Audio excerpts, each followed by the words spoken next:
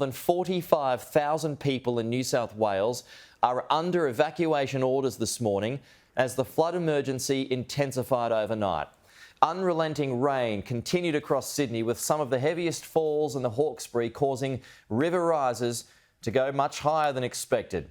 Floodwaters are still rising at Windsor, which is now experiencing its worst flooding event in 48 years. In Sydney's south, the Warrenora and Georges rivers both saw their worst flooding in 6 years, forcing the New South Wales SES to issue 97 evacuation orders as a total to residents. And it's not just the 97 evacuation orders, there are also some 60 evacuation warnings that are in place across the state this morning. Also, 50,000 homes are without power.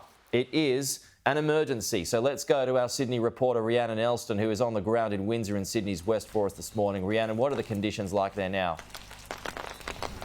Yeah, the conditions are pretty bad. The rain has been quite relentless overnight. Some parts of the city receiving 180 millimetres, so an absolutely enormous amount of water, and we're continuing to see rivers rising. Here in Windsor, the flood level has reached 13.78 metres and continues to rise, which makes it the biggest flood here, the worst flooding in 44 years. Now, across Sydney, as you say, 97 evacuation orders are in place, affecting 45,000 people across the city, an absolutely enormous number. Now, the SES here in Windsor responded to 134 calls for help overnight. That's just in this suburb alone. Some of those were for sandbagging, some of those were for home inundation, and some of those were for rescue. So it really is an ongoing and developing situation. We did hear from the SES just a short time ago. Here's what they had to say.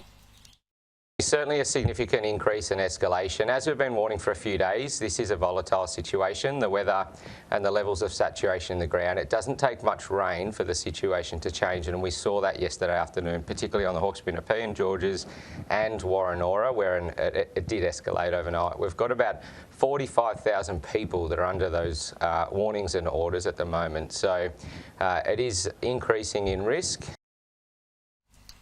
Now, in terms of the weather, the rain has been fairly relentless here in Sydney overnight. We are expecting it to ease back around midday today, but it's still going to be fairly showery pretty much every day through to the weekend. So that could hamper rescue efforts once this flood emergency starts to recede and the focus does switch to recovery. Rhiannon Elston live from Windsor. Thank you, Rhiannon. We'll talk to you again soon.